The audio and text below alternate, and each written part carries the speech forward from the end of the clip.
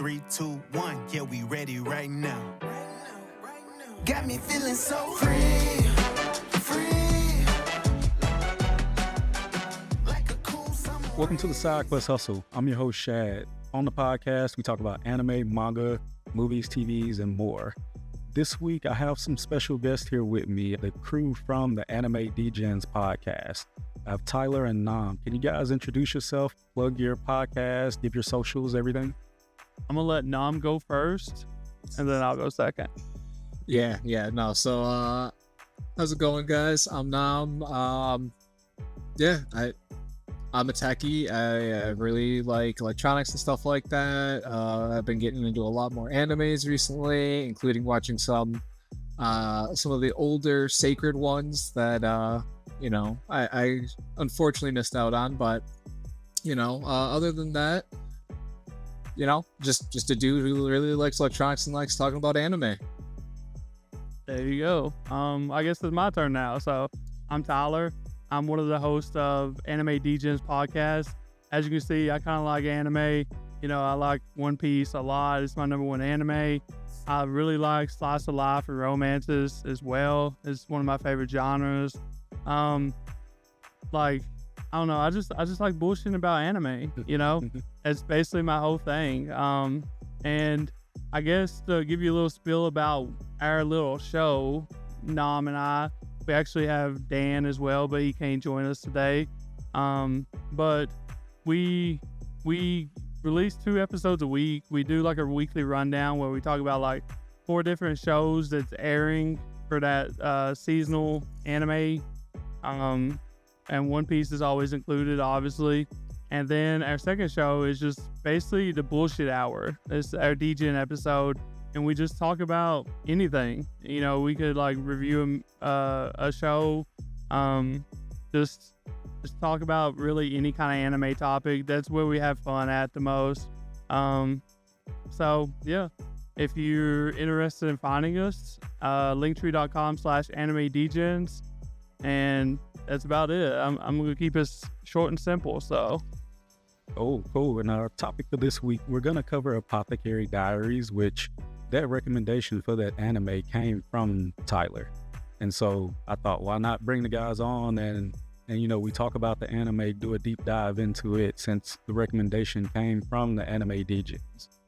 Before we hop into that, there's a couple of news stories that came out with the San Diego Comic-Con this past weekend.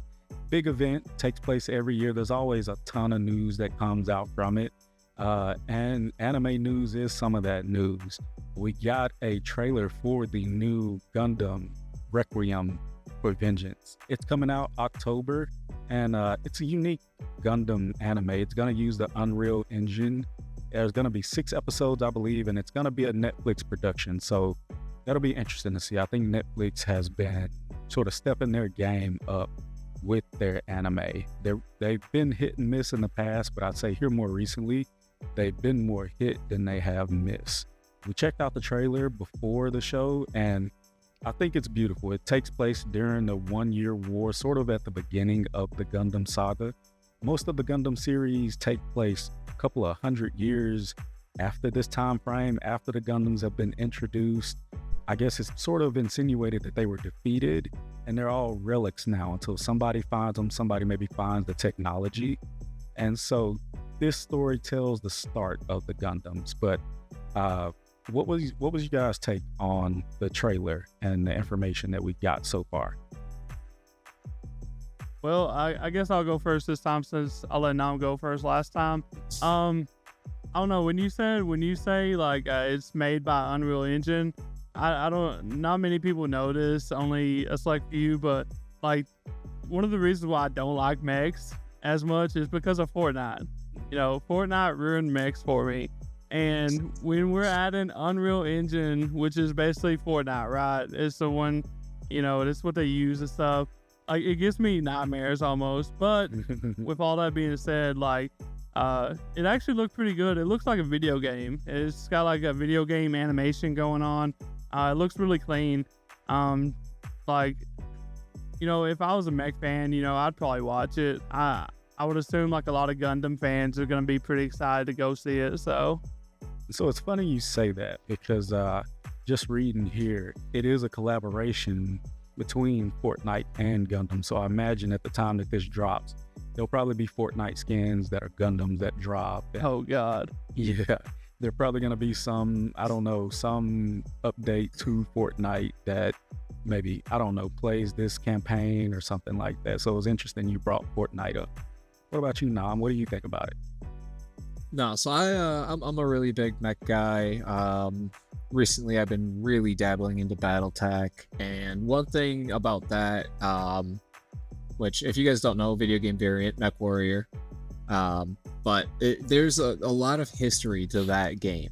And one of the biggest issues that I find is that a lot of the times there's these really cool things that happen in the history of a lot of different sci-fi and futuristic based themes, and they never get to explore that properly. And to finally get to see the origin of this legend chassis, you know, because that's essentially what it is. There's multiple Gundams, but each and every one of them is very special.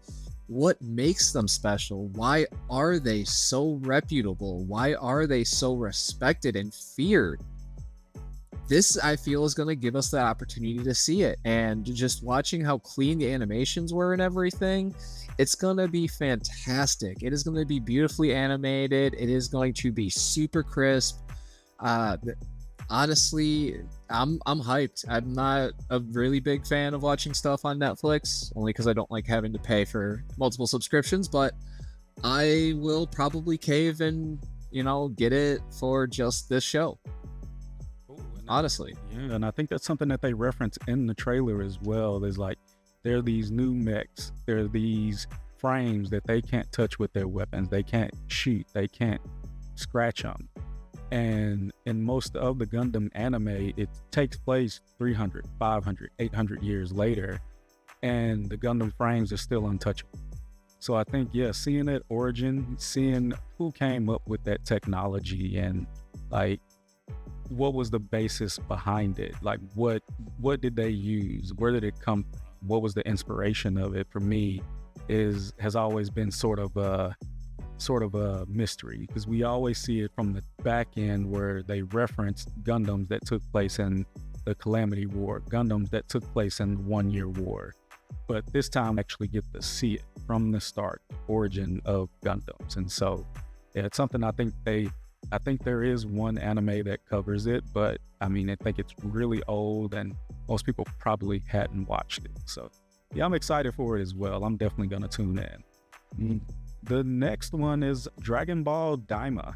There's been a little bit of controversy about Dragon Ball Daima because it was announced, I believe, earlier this year, if not late last year, but there's been, especially with the passing of Akira Toriyama, and this project pretty much being at the completion point, there's been no promotion around it. There's been no trailers dropped, nothing about the characters, no synopsis or anything really until about the past 2 weeks or so. There was another trailer released right before the San Diego Comic-Con. They had booths set up at the San Diego Comic-Con, and they gave more information, more character reveals, and we watched the trailer, and I think they pretty much covered every major character from Goku to Vegeta, Piccolo, the Grand Kai, and a couple of new characters as well. And so it's set to be released in October. And it is a web series, so it won't be on Crunchyroll or anything like that. It's going to be a web series. But Nam, what's your thought on the trailer? So I found it kind of confusing, honestly. It didn't really give us a lot of context.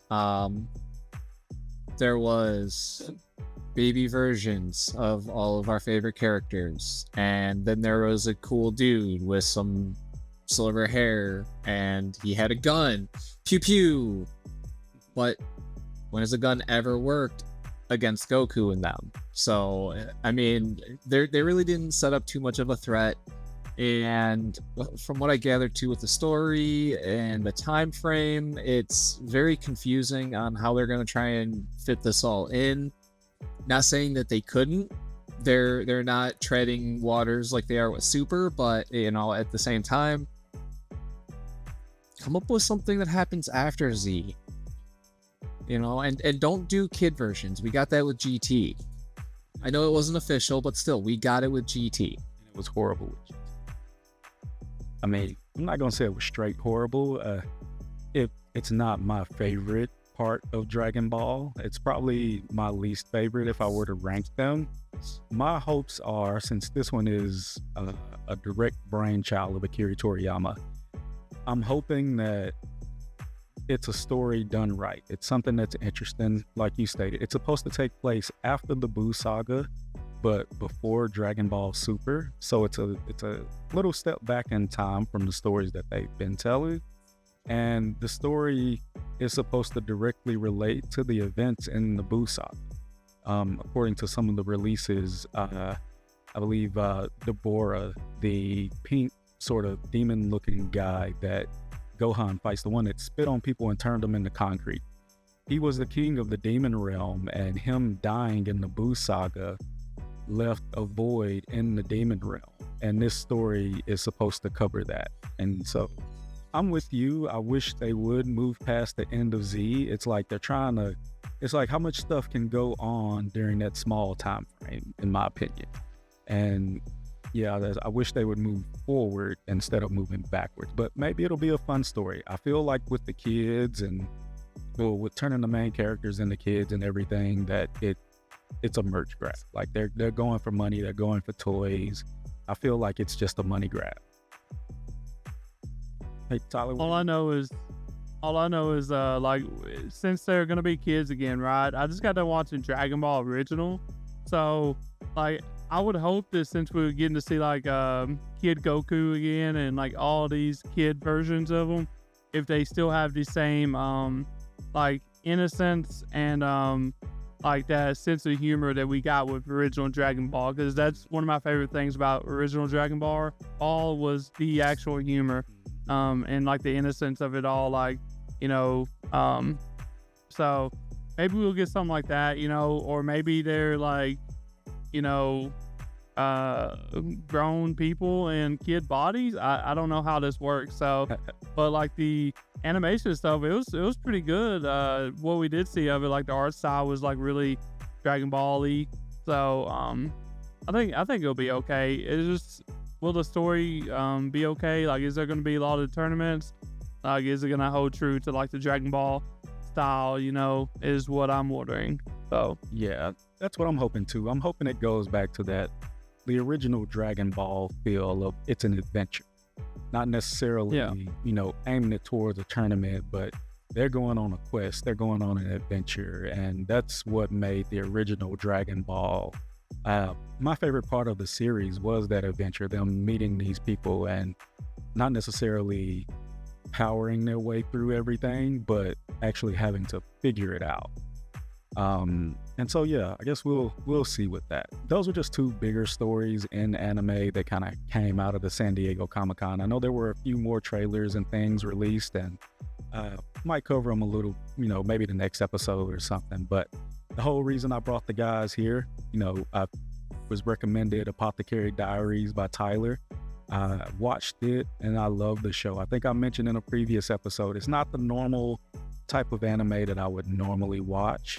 And so, you know, I was a little skeptical going in on if it would be, you know, my cup of tea, if I would actually make it through. Because I mean, I don't know. I've broadened my horizons a little bit, like with Free Run, for example. When I watched Free Run, I think I said it took me like 4 attempts before I got past like the 4th episode. I could not make it past it. I kept falling asleep or getting distracted or whatever it was. But then it was like once I actually like dialed in, and I think me and my daughter, she's 13, we sat down and we watched like the first 8 episodes one night. And I was like, okay, I think I can get through this. I see it. And by the time it was over, it's definitely one of my more favorite animes. I believe I'd have to watch it one more time before I will be able to give it an official ranking. And I think I'll do that. I'll watch it one more time before I say where I want to place it. But I enjoyed it. I thoroughly enjoyed it. And it's the same with Apothecary Diaries. It's not the typical anime that I would watch. And I would say on that first watch, I was pulled in. And the mysteries that she solves and everything. It was great. We'll go into that a little bit later, but for those who haven't watched the Apothecary Diaries, the Apothecary Diaries follow Mao Mao. She's a skilled apothecary who finds herself unexpectedly thrust into the treacherous world of the Imperial Palace. With her keen mind and expert knowledge of herbs, she navigates a labyrinth of court intrigue and political scheming and deadly secrets. And I think early on, it doesn't shy away from the fact that Mao Mao was kidnapped. Like the very first episode, she's like kidnapped and sold. And throughout the series, she doesn't shy away from that. Like, I didn't choose to be here like some of the other people. It wasn't my choice.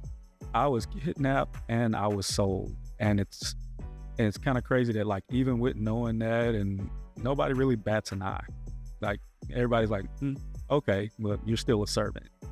Yeah. Yeah. I mean, that's just the way that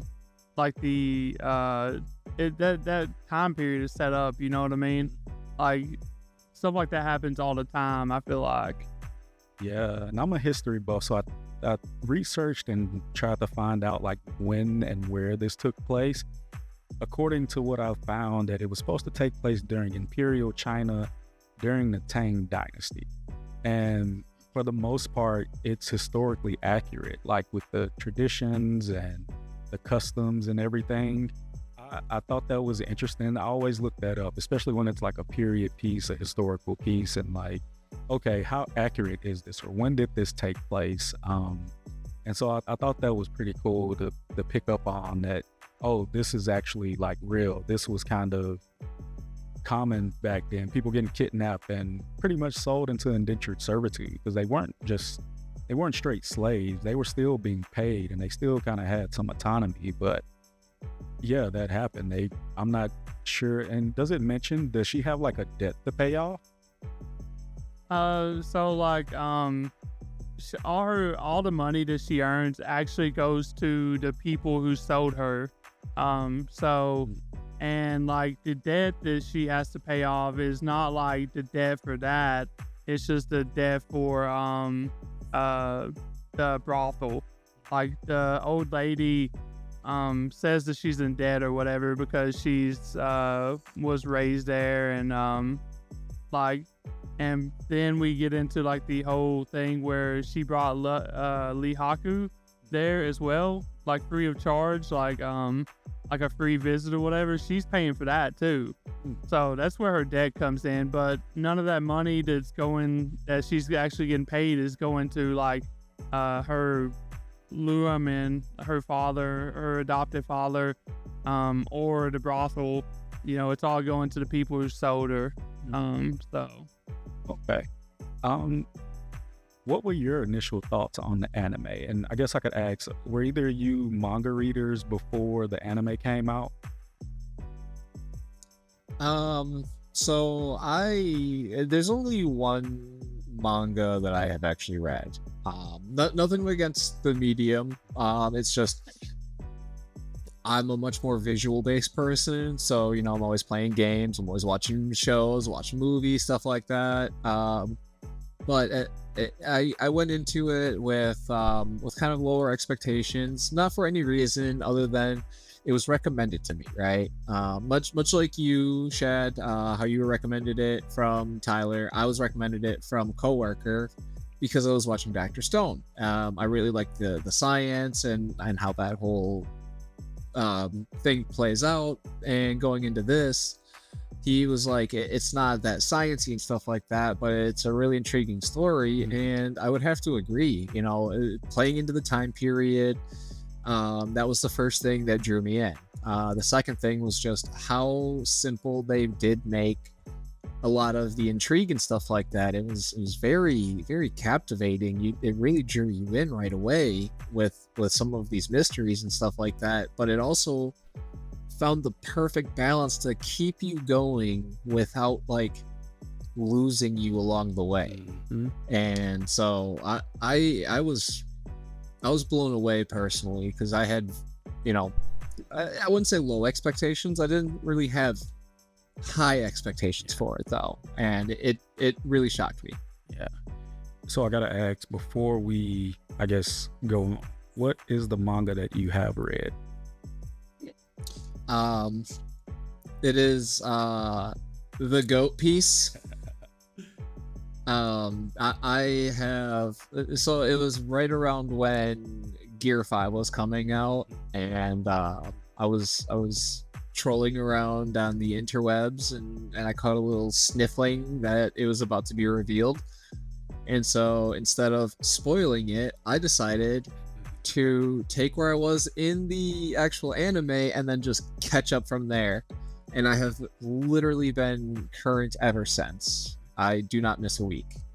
I mean, I guess if you're gonna read anything, that is the perfect one to read. I mean, I've said it before. I think One Piece is like the greatest piece of fantasy fiction, action drama ever written. Like manga, book, anything. Yeah. And so I feel Yeah. like, I mean, the story takes a little bit of time to really get going. It sounds so cliche, right? Like most people give it a couple hundred episodes, it gets really good. But truthfully, it really does. Like it feels like Oda at the start he didn't really want to go that long, but it feels like he found the perfect story writing formula right around Water 7 and was able to just ride that all the way. And oh my god, is it getting so good too. Oh man, I'm the same way. I actually read One Piece's manga before I watched it, probably back in 2014 or so. Like Bleach was my first manga, and when Bleach went off, or when I finished Bleach, I had to find it. So I found it manga, and that's when I discovered manga. That led into One Piece, and I read up to a certain point, and then I started watching the anime. And then I think I watched the anime all the way up through, I think at the time Dressrosa was airing, and then that's when I started back reading the manga. I think I got current with where the anime was. And so I guess if you picked one to read, One Piece is a good option. You didn't go wrong there. But I guess, Tyler, what were your initial thoughts? Were you a Apothecary Diaries manga reader, or was the anime your first taste of it? So I have read the manga now, but I didn't read it before. Okay. So, the first time I've seen this, we was actually looking at trailers and stuff for the fall 2023 season, I believe it was, is when this aired. And I looked at it and I was like, man, this looks really beautiful, I'm not sure what's going on with it, but this looks really beautiful. And it seems like it's going to be like a medical mystery type thing. That's what I went into it looking at it as, and it actually became more than that. So my first impressions was it does have that medical mystery aspect to it. It does look really beautiful. The voice actors are really good in it too. That's what kind of sold me is how the sub voice actors do. But the thing that really pushed me to really like this anime is the characters, Mao Mao, and her interactions with everyone. That's what I look for in animes, not just to have a great story, but good character interactions, good characters. And this one truly has that great character cast. So yeah, I agree. I feel like there's not necessarily a waste of characters. Everyone that's introduced has their importance to the story in one way or another. Even from the what would they call it, the ladies in waiting that are introduced in the first couple of episodes. When it gets down the line episode 16, 17, 18, it's still shown that they're relevant. And so I agree, the cast of characters are great. Question about the manga, with reading the manga, were there any major differences or changes in the first season of the anime to the manga, or did they stick pretty true to the manga? One thing about this is it's not the anime isn't actually adapted from the manga. It's actually adapted from the light novel, and the manga is actually adapted from the light novel. So, but the thing is the light novel, there's not very many translated official copies over here.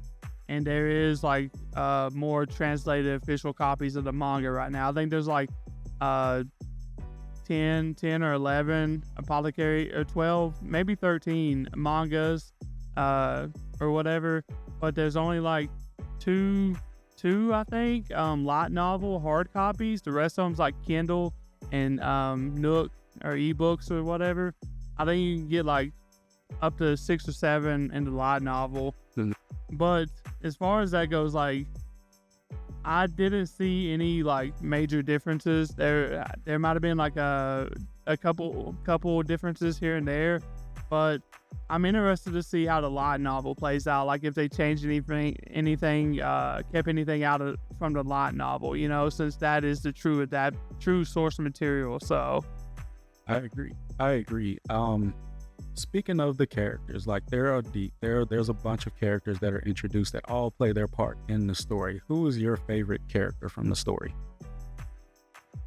Mine is Mao Mao. Like she is like I guess it's obvious because like she's probably like top 5 female main character of all time for me now. She's like one of my favorites from the past few years. If it wasn't for like Frieren and them, this would be my top anime of like the past few years. I even got like my little Mao Mao, figure up here. Like I really love Mao Mao. I guess to not make it obvious, like the second one that I really liked was the her little friend. You know, like I think her name's like Xiaolin or whatever, like the gossip girl, you know what I mean? I really enjoyed her. So yeah. Cool. What about you, Nom? Who was your favorite character? So don't get me wrong, Mao Mao was fantastic, but for me, I think it would be Jinshi. There is something about him, right? Obviously, if you pay attention throughout the anime, you pick up that he is someone very important. He is Imperial of sorts, right? He's got that fancy hairdress pin. He's been sent here. There's the similarity between him and one of the concubines. I think it was, or whoever it was. But there's a lot of mystery there. And then even then too, during the assassination plot that Mao Mao stops, he was actually there in the shrine. So there's a lot to it. Why is he so important? Why does he care so much about who Mao Mao thinks is just some small, innocent, unimportant girl that he could have literally anyone in the world that he wants if say like maybe he's the prince or something like that. He could literally have anyone, and instead he's laser focused on Mao Mao, and he's doing all this really cool stuff throughout the anime, and he's just he's acting like a giant child too. It was awesome to see. Yeah, I agree. Jinshi was mine. I feel like out of all the characters, my thoughts of him evolved the most from the beginning to the end. And you pick up on the little tidbits that he may not actually be who he seems to be.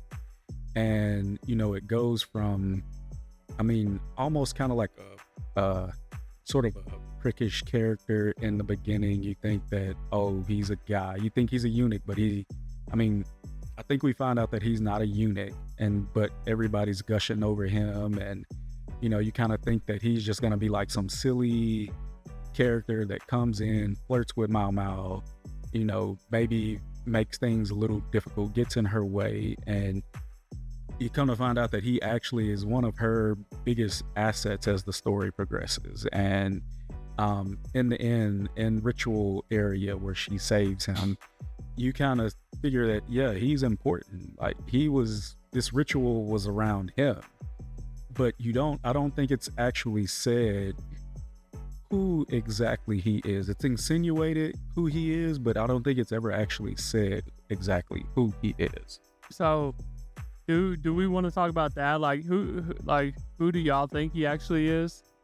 I mean, I think, and I mean, just based off of the anime, that he is the brother of, is it the Shogun or the Emperor? Is Yeah, that, it would be the Emperor. yeah, the Emperor. That's exactly what my thoughts are too. He was sent there by the Emperor specifically to test the concubine as well. Who else can you trust more than your own brother? I mean, sending him there as a eunuch, nobody's gonna, I mean, they don't think he has the parts for that. So, I mean, they could gush over him all they want, but that's all it'd be. And yeah, I agree with you. And then, what was it? The first test where the food test where they're testing and, they discover the poison. There was an empty seat there, and, it was insinuated that, the brother is never there. And, he was supposed to make an appearance there, but he didn't. But then that big scene erupted. And so I kind of pieced together that I believe it's the Emperor's brother. So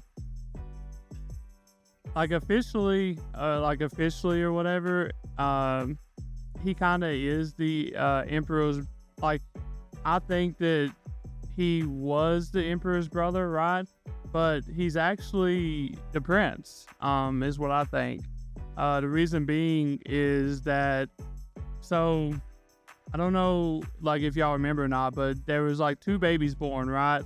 At one time, at the same time, there was Alduo's and the current emperor's son, baby boy, was born, and there was the previous emperor's and the empress son was born at the same time or whatever, right? And I think that Jinshi is actually Alduo and the current emperor's son, but the thing is, it's been insinuated that Alduo actually swapped babies or whatever. And so she actually got the brother, officially the brother, right? She swapped the babies and she got the brother.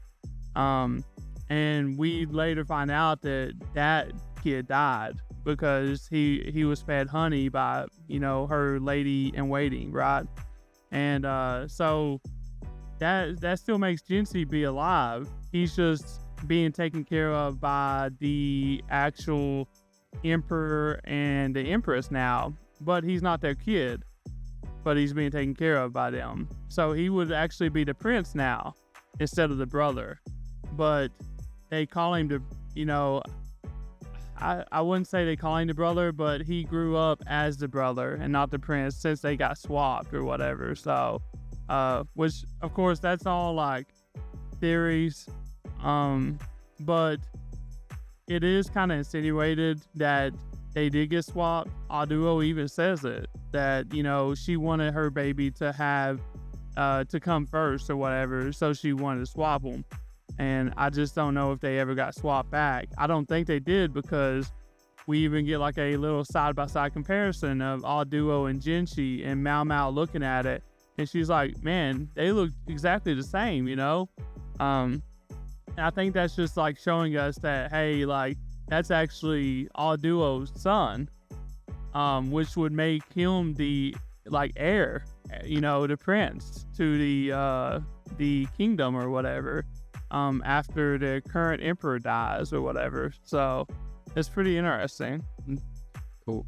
I feel like that would be a perfect mystery to explore in future seasons. And I don't know if they get into that, but I feel like that mystery that's set up would be perfect to explore, especially in a story like this, where, Mama is pretty much acting as a detective. She's solving these crimes of who poisoned who killed this person, who started this fire. And there are all kind of things that, for the most part, she stumbles upon. There's a few where they specifically request her, but some of the bigger ones, she just kind of stumbles upon them, right place, right time sort of thing.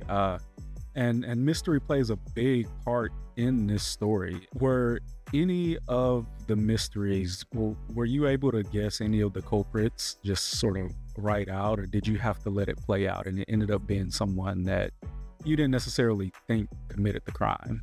I didn't really like. I don't know, when I'm watching shows like this, I don't really like I guess try to solve the mysteries unless they're like long running mysteries. Like I tried to figure out who Jinshi was, but that's like a long running like mystery, right? Yeah. Of the show, like a subplot or whatever. But as far as like the episodic mysteries, I didn't really try to solve them because I was more interested in just watching and enjoying Mao Mao solving them, if that makes sense. Yeah, no, definitely. What about you, Nom? Did you try to solve any of them as they were introduced? No, this was a show that I really just felt was more better to enjoy everything as it played out. There's a lot of times where they do make it extremely obvious and you're like, oh yeah, they did it, duh. But I felt like they actually did a really good job. Most of them, it was a pretty easy conclusion to come to, and I mean, if you did take the time, you realistically could have figured it out for the most part. Like I guess one I would say the lady in waiting, right after her child died, her son, and it was the other not the lady in waiting, but the concubine, the other one who had the daughter who was still alive. When she was on her deathbed, the Emperor asked Mao Mao to help her. That one was kind of obvious because you could just see how pale her face was, and it's like, oh, they gotta still be using makeup because they know better, you know. I would say though the ending though was probably the biggest twist. Yeah. I don't really think that anyone would have been able to realistically figure that one out without reading the material first. No, definitely not. And that mystery, I feel like it was how could I put it? That was and you saw Mao Mao get mad when she slapped the lady in waiting and like pretty much drugged her by her hair over to the makeup thing and dumped it on her. And it's like, oh, oh, she's serious. And like nobody's stopping her. Nobody's trying to stop her or nothing. Like I don't think anybody even wanted to try to stop her. But we see those moments where she's like gained respect to like commit these acts and do these things that a normal servant or a normal food taster wouldn't be allowed to do. So that was one of the historical pieces that I looked up, and I couldn't find really anything on like if certain people were allowed special privileges to do this or that. But I thought that piece was interesting. Like she basically gained the trust of, at that point, the emperor to try to help save the life of one of the concubines. And I think by the end of it, she ended up basically having all of these powerful people in her back pocket. And, she could call on for favors, that they would do favors for her and like willingly do favors for her. And they would willingly go to her and ask for advice. Well, what was it? The scene, one of the later episodes where they all pretty much came to her and asked her for advice on how to pleasure the emperor. And I think that was one of the funny moments because Jinshi is like, you did what? And like, he was like just completely shocked. And so their interaction, in my opinion, it was, it was probably adorable, but I enjoyed their interaction. It always sort of broke up some of the more serious tones, but they also, all of their interactions revealed something. Was there any point in the anime that you feel like maybe too much was revealed, or maybe they should have revealed more? No, I think they've done a pretty good job with the reveals. Like I said, they kept the episodic mysteries like pretty easy, and Mao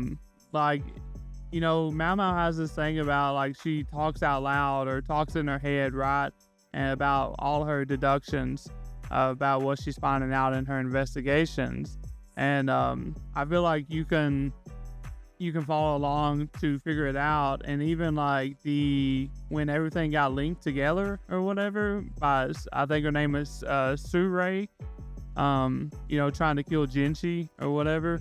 They didn't tell us that until like that episode when Mao Mao figured it out. So it's not like they're telling us, ahead of time. We're learning it as Mao Mao learns it, kinda, which is pretty fun.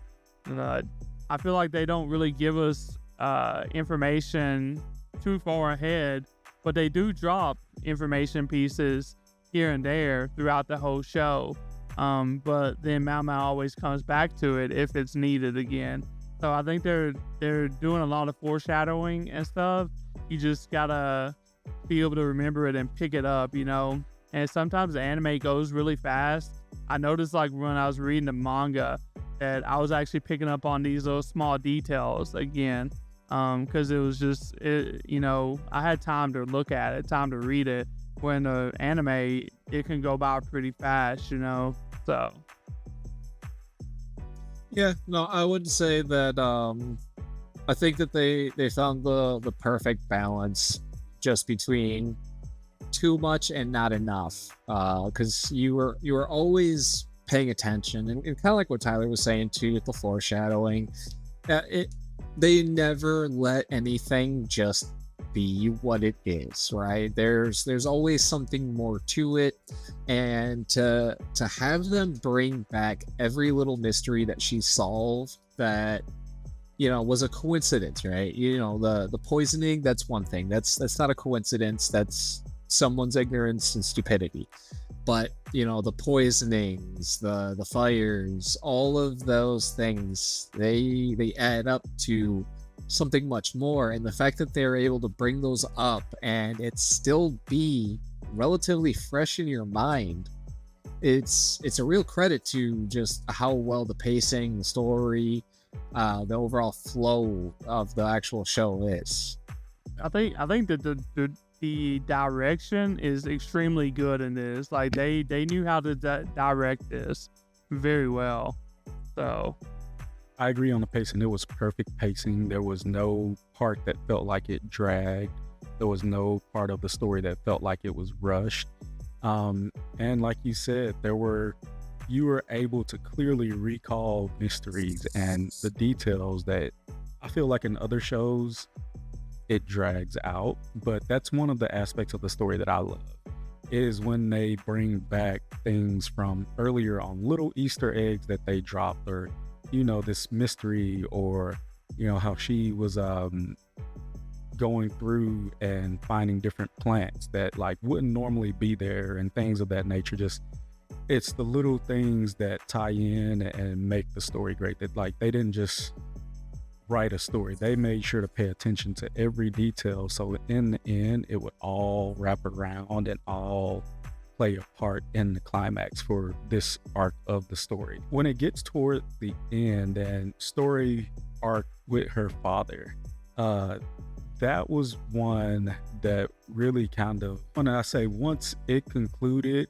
I was like kind of like mouth up and like, oh, like this tied it all together for me. And what really truly made me a fan of it, I was a fan before, I liked it before, but then once it got to that part and how she was able to figure out the mystery and pretty much lead him back to her mother and like the love of his life, that's where it drew me in. It was emotional. I mean, I don't cry, but if I could cry, I feel like I probably would have shed a tear on that one. How did the ending impact you guys? How did you feel about it? What emotions did it draw from you? Well, that whole thing, like, it just goes to show you, like, the whole lock-in scene, her true dad scene, like, it just goes to show you how great this writing actually is and how great the direction really is, because not many anime can make you absolutely hate a character, like, he was literally called Weirdo for the whole, like, second half of the season, right? And, like, we see that Mao Mao doesn't like him. We don't know why. We kind of figure out that that is her dad, later on between Jinshi and his interactions. But still, we don't like him. Like, we don't like him at all. And then in not even one episode, like, they flipped the script on us, and they're like, oh, now feel sorry for him now. And you do feel sorry for him. And that's the perfect example of great writing, great direction, because one minute you're hating him and the other minute you're like literally crying. Like, I think I cried for the whole episode, like when he was, I think he ended up telling the old granny, he was like, I'll pay 50,000, 100,000, or no, I'll pay 10, 20, 50,000, but 100,000 is too steep for your courtesans or whatever. And then they go out there and the whole thing gets revealed that, like, you need to choose wisely. And he hears her singing, right? And then it comes to find out, he's like, whatever you want, 100,000, 200,000, name the prize. This one is the one I want. It was just so beautiful. Like, it was really beautiful.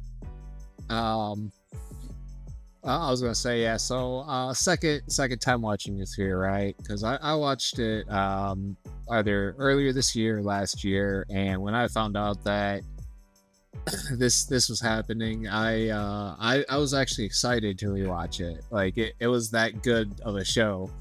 And I knew what was coming, right? And even like just thinking about it now, I'm getting in my feels and stuff like that. It was a super emotional moment, and it really helped bring the show together. Because again, yeah, Mao Mao hated him at first and wanted really nothing to do with him. She was creeped out by him, but I think deep down that she ultimately knew all along, and that she was playing the long game because she wanted to get him, into this vulnerability state to where she could actually enact her plan.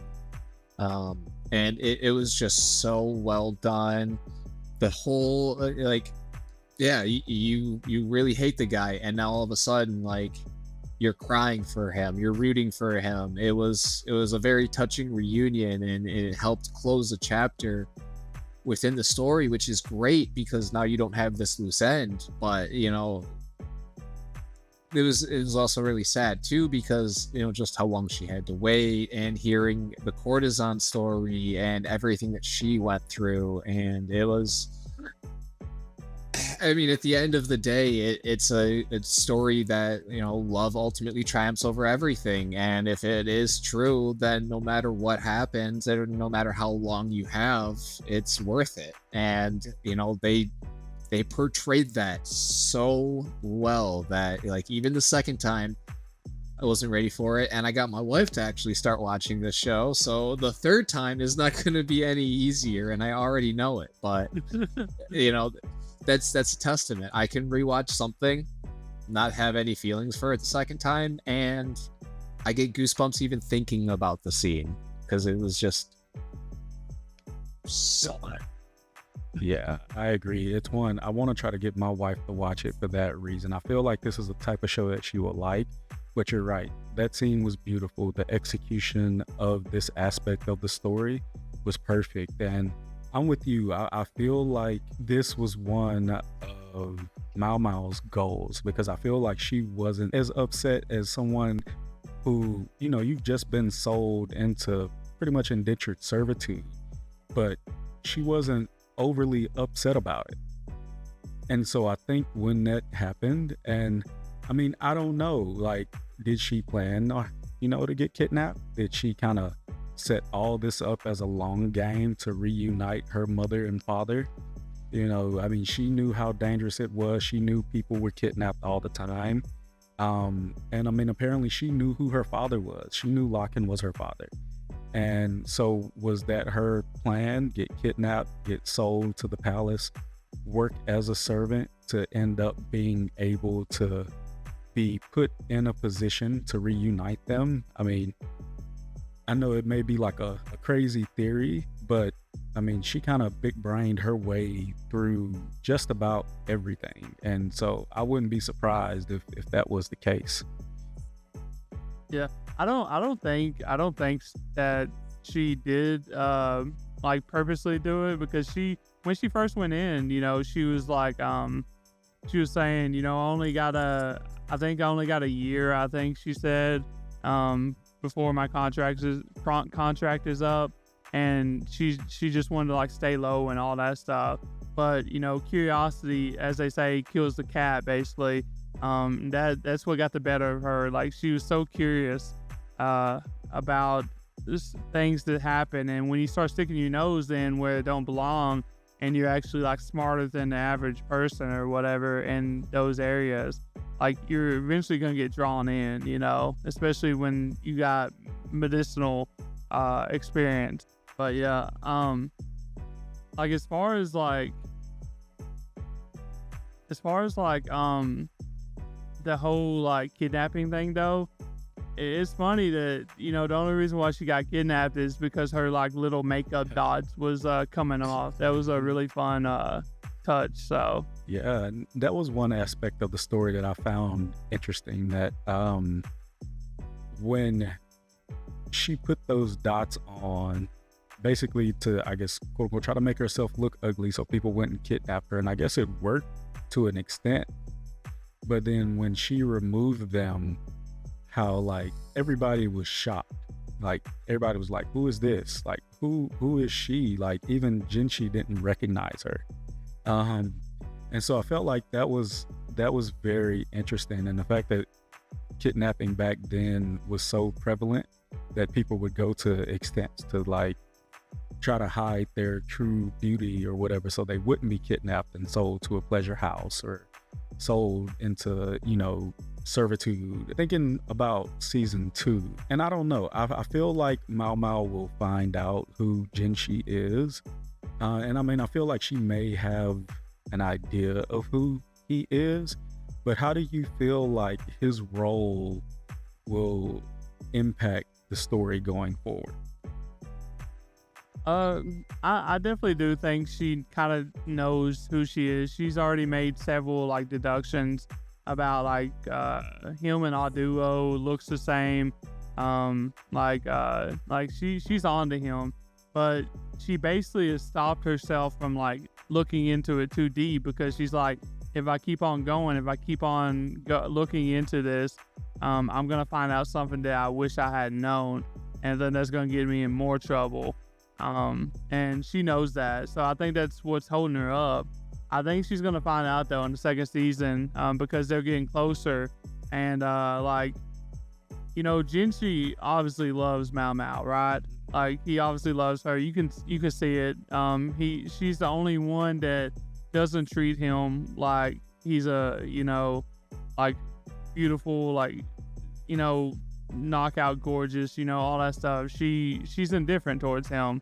And I think that Mao Mao, I don't think she understands what love is to some extent in that aspect, because she never did grow up with her parents or whatever. She had, her mom was basically disowned her or whatever, right? And her dad, Locken, he was gone, and he never did get to be around, and then she kind of hated him. So her only person was, Luaman. And she didn't really have any other, like, so I guess, family or whatever, except for, like, the brothel people. I think that skews her, like, relationships, right? Mm-hmm. A little bit.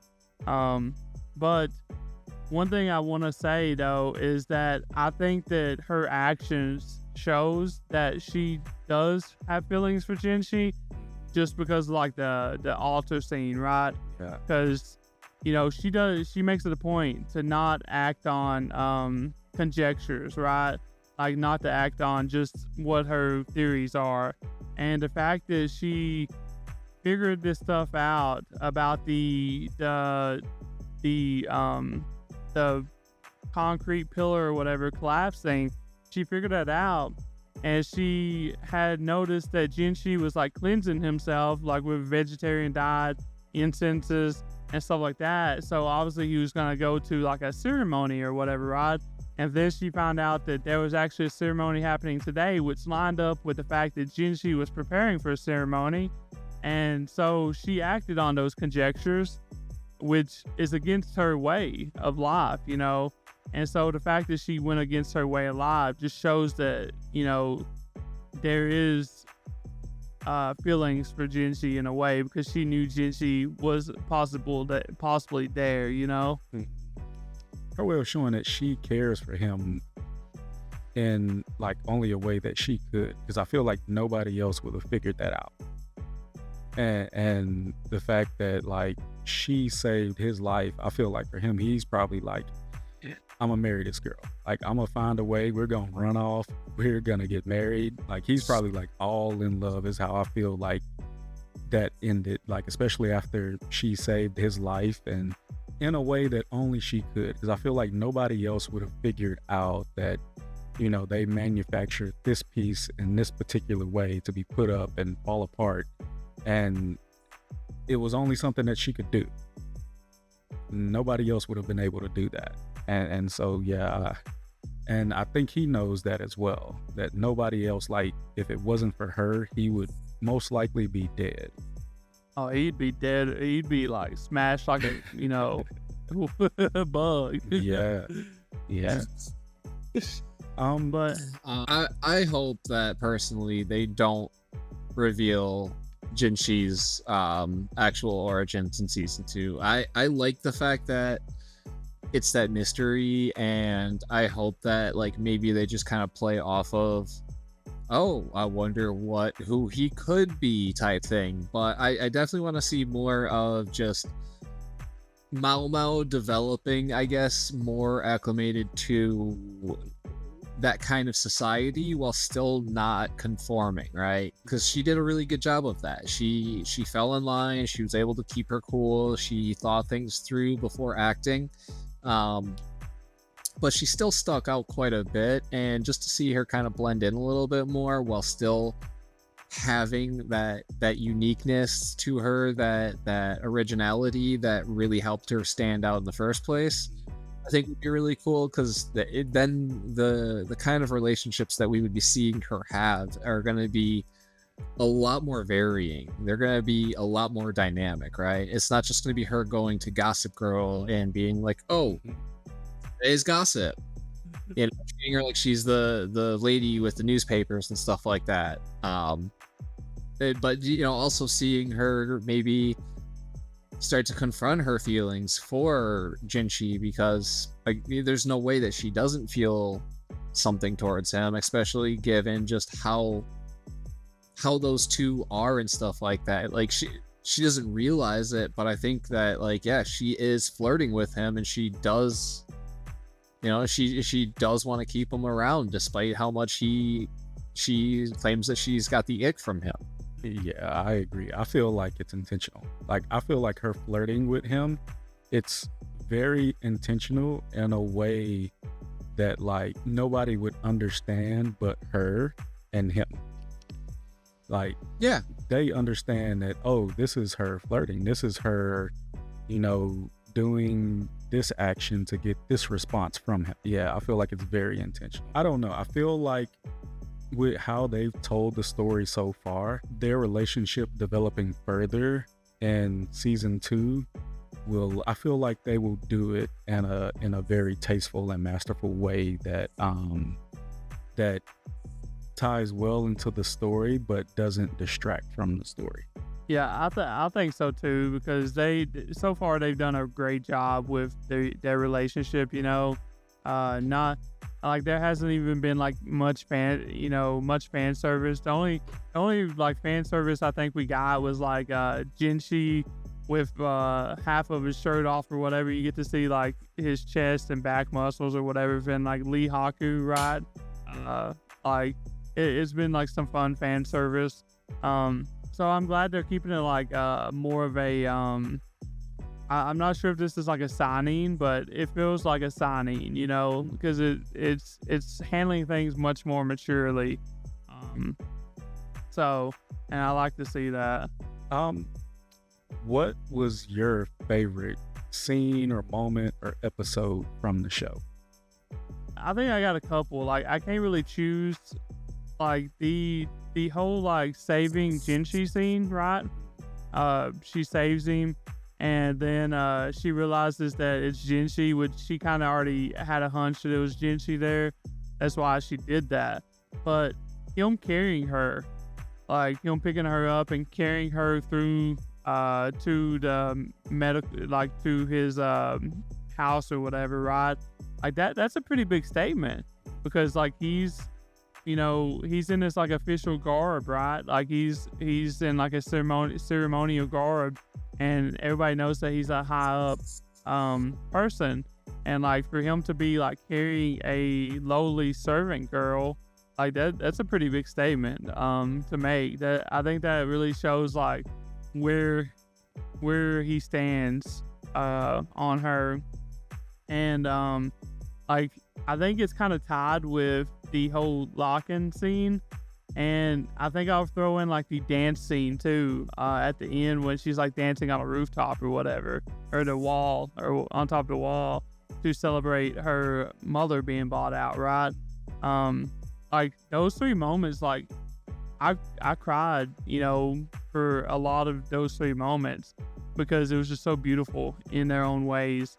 Like that's what I'm looking for in anime. I'm looking for like things that make me feel in one way or the other, and Apothecary Diaries did that like multiple times in the last like handful of episodes. So Yeah, they laid the emotion at the end.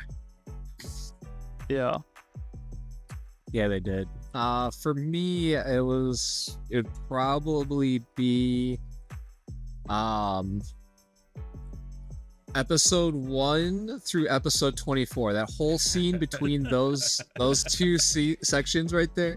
No, I think ultimately episode 24, when he's looking at all the courtesans, right, and she's like, pick anyone that you want, and he's like, oh, they're all so lovely, but all he sees is what's the thing that they play? Pieces and shit. Yeah, all he sees is go pieces, and then the door opens, and just like how it starts animating it, where it's like this hollowed out hallway, right? Like it almost beckoning you to go through it, right? And then seeing the old lady like, what are you doing? Help me get this closed right now. Him falling over the balcony and stuff like the amount of emotion that they put into that scene just sticks out so prominently. You can't help but not memorize it. There are a lot of other memorable scenes too, but ultimately that was the one that sticks out the most. Yeah, I agree. That whole sequence from him playing Gogi with Mao Mao, and the story about him being, for the most part blind, and he can only see the pieces as people's faces. He doesn't actually see their faces, and him falling in love with Mao Mao's mother, and to that scene where they're in the pleasure house and he discovers her, and all of, I feel like that whole sequence was it for me. That was one where I was like, yeah, like the story itself was already great, but that whole sequence, from him intentionally trying to like save Mao Mao from being poisoned, to finding his love that he thought was lost, and that whole sequence elevated the whole series for me. I was a fan, and I was like sold on it way before that, but then when it got to that, for me, it locked it in. And I watched it dubbed. Somebody told me to go back and watch it subbed. I think the dub version did a good job at portraying that, and so I think the second time I watch it, I'll watch it sub to see if that same emotion is there. But yeah, I think for me it was that sequence. What other anime would you recommend that are kind of similar themes, sort of similar genres to people who love the Apothecary Diaries? I actually got a few of those, but I wanna touch on the sub dub thing first, real quick. So the subbed I watched it subbed all the way through the first time, and I watched it dubbed all the way through the second time. And I kind of feel bad for the people that have watched it in dubbed only, because I feel like it is a slightly different show. Like, I feel like especially Mao Mao, her personality is slightly different because of the dubbed. I wasn't able to put my finger on it, like why I thought it was slightly different, but it was in just a slightly different way. I would definitely recommend go checking it out and subbed, because like I said, the voice actors that did it is like phenomenal, and especially like Mao Mao's voice actor, she is really good. Like she really handles the part really well. So I would definitely recommend you to check it out and sub sometime or another, just to see if I'm not alone and that the subbed and dubbed feel different. They have different vibes, I guess you could say. Yeah, I think on the rewatch I will watch it sub. It depends. If I got my wife, we'll probably watch it dubbed, because most of the time when we watch stuff together, it's we have the kids running around, and so it's kind of easier to multitask when you don't have to directly look at it. And so, but I do plan on watching it. And I had asked, so what anime would you recommend based on, people who love the Apothecary Diaries and they want something that's similar? So I actually got a few shows that really, I think that people that love the Apothecary Diaries will absolutely love these two. The first one is Yatagarasu, and that's The Raven Doesn't Choose Its Master. I've been talking about this a lot on Threads for the past couple months, because it's been airing, and this is literally kind of like what Apothecary Diaries is, except with like the Raven twist or whatever. You got the whole like the court system drama type stuff going on. You got just a smidgen of like the mystery aspect, not much, but it's like drama, the court system. You got the emperor, the concubines, like all that stuff. Like, people would love that, right? If they love Apothecary Diaries. Another one that I really, really recommend if they enjoy like the romantic aspects of it, right? You got like the Snow White with the red hair, and this is actually the main character, Shirayuki. She's actually an apothecary as well, and like she falls in love with the prince of the kingdom, and like it's their story about their romance, their relationship, the character interactions as an apothecary and as a prince, and like all that stuff. I feel like people would really enjoy that too. Another one that, if they really like the mystery aspect of Apothecary Diaries, Undead Girl Murder Farce.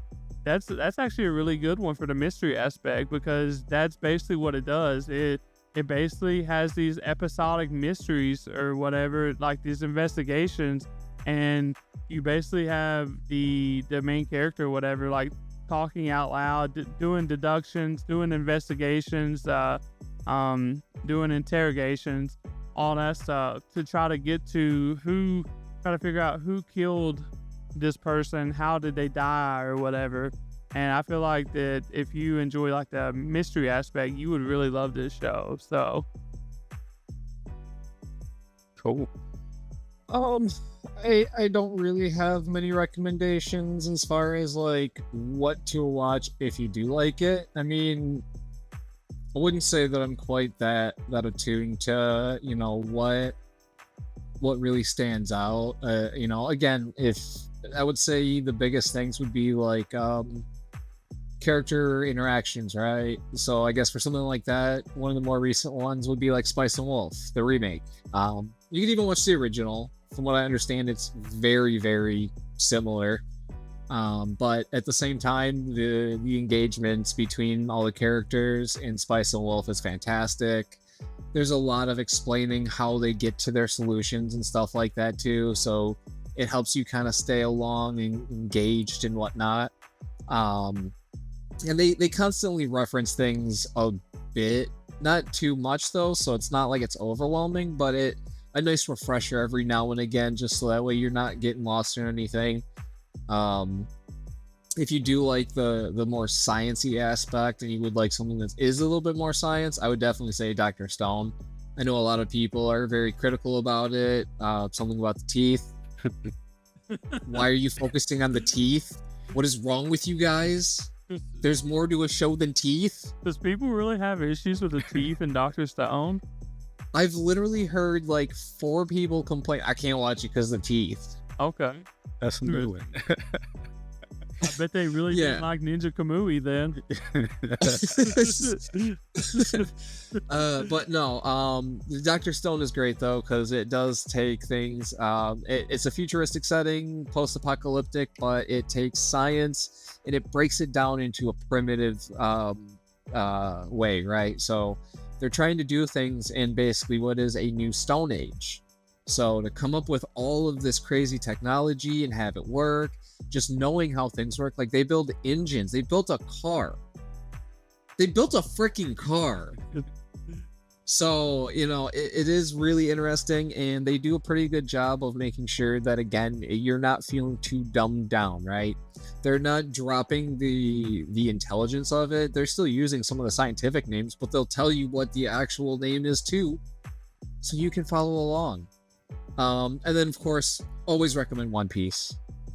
It may be 1,100 episodes, but if you start now, you might be able to finish it when it ends in 2050. So I want to know how you tying in One Piece to Apothecary Diaries. I just want to know. One Piece has everything. It's the emotion. It's the emotion. You know, you've seen Eni's lobby. Yeah, It's the yeah. emotion. You cried there. I mean, I don't know too many people who didn't have teary eyes during that. She wants to live, Tyler.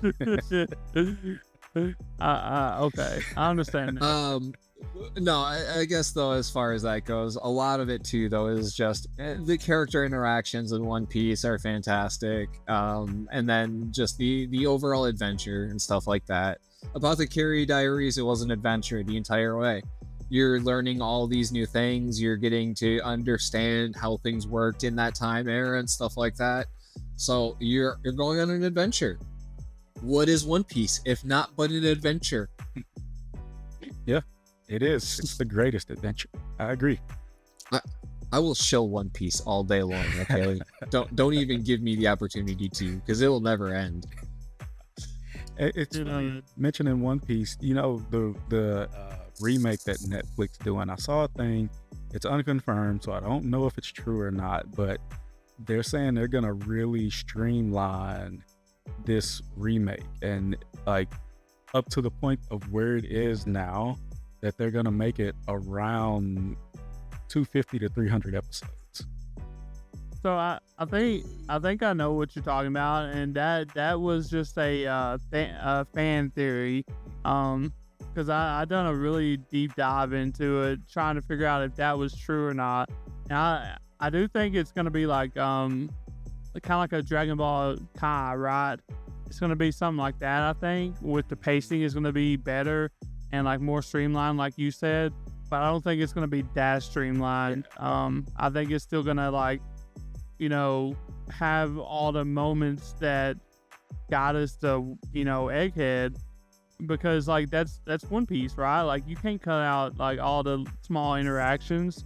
Like you might be able to cut out all the like flashbacks and like the reaction shots and shit like that, but like you're not gonna cut out like all the small things, because those actually matter in One Piece. So yeah, I agree. I was like, there's no way with everything that's in here. Like, what are they gonna do? They're gonna make like Alabasta like 5 episodes or something. So I agree. I would riot. I would riot so hard. I would boycott it. I really liked the Netflix live action, right? Like, even though they changed so much of the story, I thought it was fantastic and it was much more organic. But I swear, if Alabasta gets cut down to 5 episodes, if they butcher the Robin Eni's lobby scene and they don't give it its full episode, I'm rioting.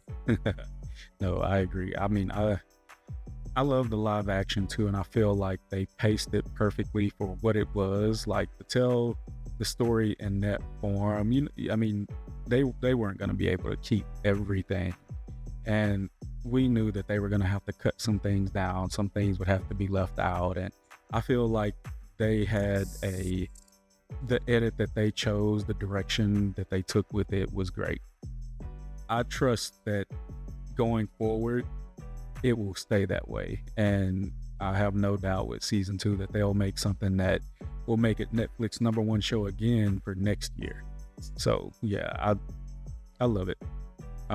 It helps that Oda is overseeing too. Yeah. So that's a big plus for us, because Oda's not gonna let Netflix just go out there and do what they want, right? It's gonna have to like have that One Piece feel to it. So yeah. Thank you, Daddy Oda. Cool, man. I guess to wrap us up with Apothecary Diaries, if you had to pitch it to someone who was maybe on the fence about watching this style of anime, or this genre anime, I should say, how would you pitch it? How would you get them to watch it? I mean, like, you don't really see like female main characters written like really good, like a lot of the times, right? Usually they're used to like gag comedy, or like they just don't put the effort into them. But this one, like Mao Mao is such a great character.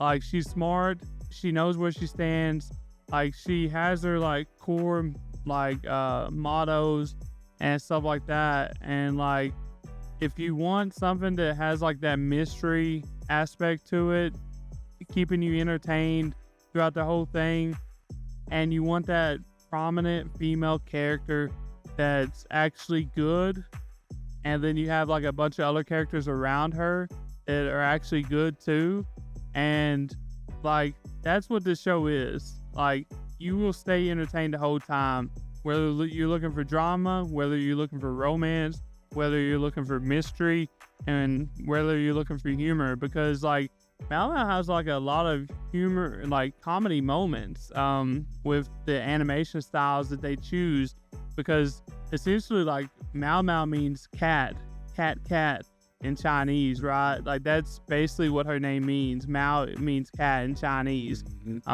So that's really interesting. And when you see that, you'll see that like a lot of her like resemblance is of a cat when she's doing like the humor scenes or whatever, comedy scenes. So I think some of them, they actually like turn her character into a cat, like almost cat figure. And then, like, now that you say it, thinking about the freckles and how they do it, and gives that cat appearance. Yeah, I mean, if you think about it, like Mao Mao's personality is kind of cat-like too. She's basically a cat, just as a human. Like, I don't know, if you're like curious about watching it, just watch it for the characters. You're gonna fall in love with the characters. So. Yeah, I would say it's a grounded show, right? It's very realistic. It's something that you can easily follow along with. It's not convoluted. It doesn't have a bunch of fan service in it. God. I'm not saying that I don't like fan service, right? But at the same time, like, if you're trying to get a point across, you have to carry yourself seriously, and that's exactly what this does. It's a very serious show. It's drama filled, it's mystery filled. It checks off a lot of boxes for a lot of people. If you watch, like Grey's Anatomy or any of those other, like Chicago Med and stuff like that, or if you like those kind of shows, if you like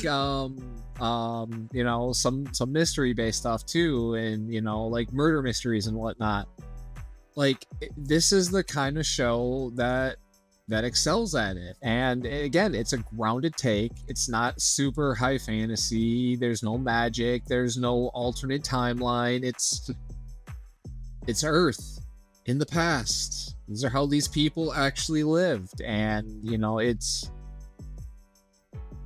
a really good telling of it too, just through one person's perspective. That's good. I got a really quick question.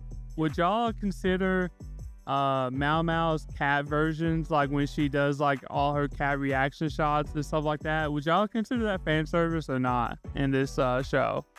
No. Yeah, I would consider it fan service because that's what we as fans want to happen. We want more of that, right? I feel like that's little things that make us happy. Because, you know, fan service isn't just like, you know, edgy stuff, right? Like fan service is more of what we want, right? So I was just wondering if y'all felt the same way or not. Oh, thinking about it like that, yeah. I mean, I kind of thought about it where fan service is kind of morphed into, you know, oh, are they gonna show this character? What was it in Tower of God? They added a scene where Iwa, the girl with the flames, where she's like getting dressed, and everybody went wild over that. And I'm like, it was kind of unnecessary, but I mean, I guess. And that's kind of what fan service has evolved into. And I mean, with One Piece, how he's dressing all of the female characters now, and in the bikinis. Yeah, it's like, you know, they're about to go into battle and they walk out in a bikini. I just want to bring up one point. Bonnie is 12. Come on. She is 12, Toei. Do you even read the source material? What are you doing in those scenes? Stop it. You're wrong. Yeah.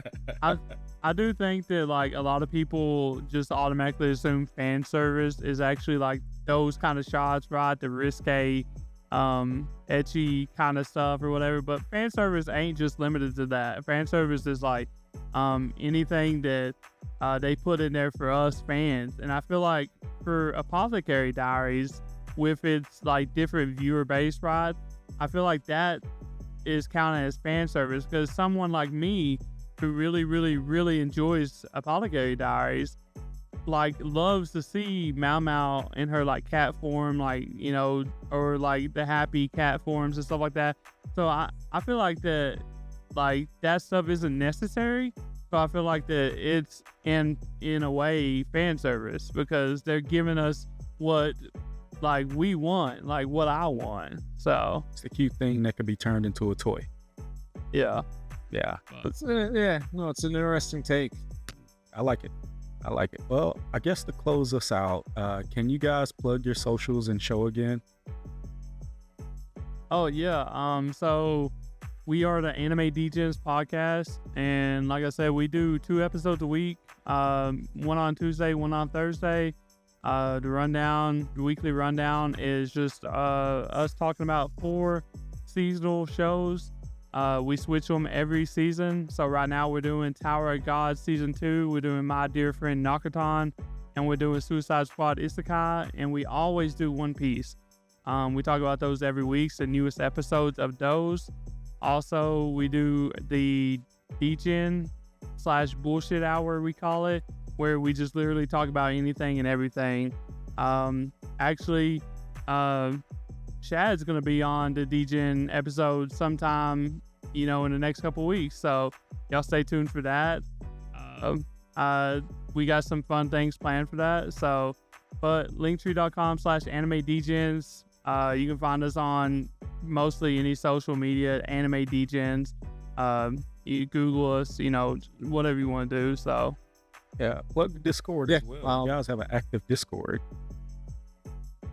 Yeah, I was actually just about to follow up with him. So I'm not gonna like necessarily plug our socials. linktree.com/animedegens. You should be able to find the Discord link there. Come hang out though. You guys can actually vote on the weekly shows for the rundown going into the new seasons. We do watch parties as well. You'll get notifications of when the new episodes drop as well. Also, this week we actually have a fantasy football draft coming up for our Degen episode, so it'll be really interesting actually to see. We're picking a lot of different players, including a coach. And Bill Belichick is not an option. Neither is Tom Brady. But yeah, no. So yeah, like I said though, linktree.com/anime-degens. Oh man, I want to thank y'all.